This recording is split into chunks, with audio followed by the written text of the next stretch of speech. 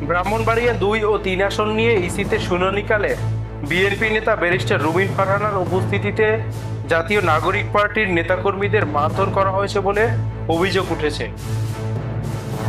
এ ঘটনায় এনসিপির মুখ্য সংগঠক সার্জিস আলম প্রশ্ন তুলেছেন, বিএনপি কি আওয়ামী লীগের চরিত্রে ফিরতে চায়?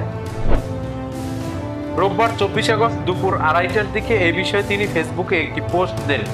সেখানে তিনি লেখেন, একদিকে জনাব রুমিন ফারহানার পোষ্য কর্মীরা এনসিপির কেন্দ্রীয় নেতাকে শারীরিকভাবে আঘাত করেছে, আর অন্যদিকে জনাব রুমিন ফারহান গণমুখ ফুলিয়ে বিএনপির কেন্দ্রীয় নেতা ও আইনজীবী ভাব নিয়ে অন্যদিকে মুখ ফিরিয়ে দেখেও না দেখার ভান করেছে।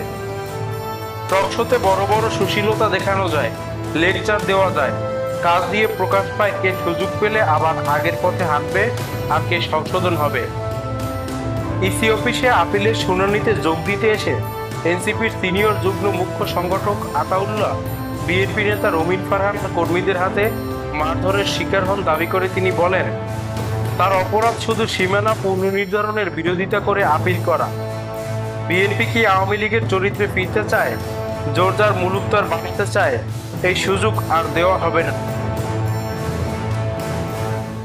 ইসির ভেতরেই একজন শীর্ষ নেতার নিরাপত্তা যদি নিশ্চিত করা না যায়, তাহলে এই অথর্ব ইসি কিভাবে সারা দেশে অন্যান্য দলের নেতাকর্মীদের নিরাপত্তা নিশ্চিত করবে, সুষ্ঠু ভোট সম্পন্ন করবে?